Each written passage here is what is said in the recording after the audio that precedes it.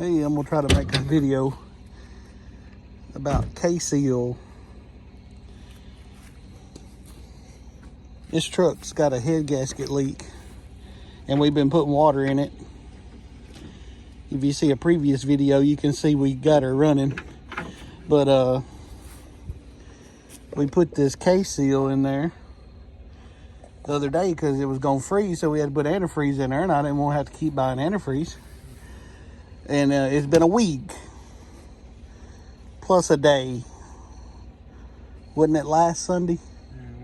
Yeah.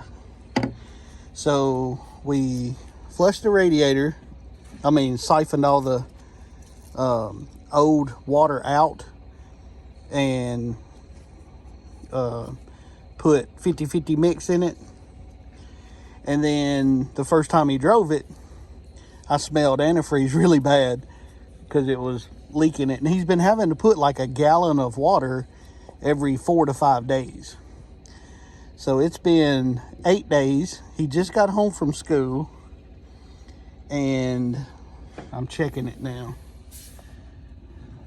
And let's see if I can see where it's at. It was under here when we filled it up. And it looks like it's 1 finger width under that notch. And we haven't added anything for a week. So hopefully it works. We'll see.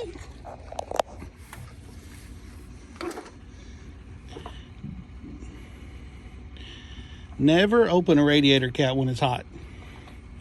Never.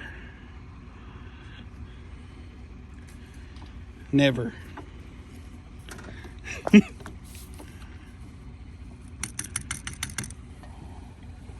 See that little stuff in there?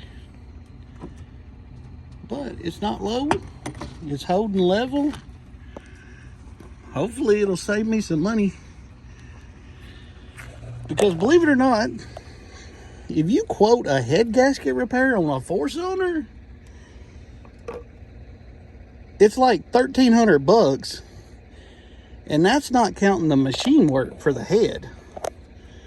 So it's like $1,500 or whatever to do a head gasket, and the truck is not worth that. So,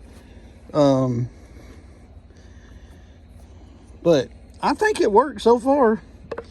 It's only went down about a finger, about an inch, probably, 1.5 inches. So we will see. I just wanted to make a video and see what the results were. So far, I'm okay.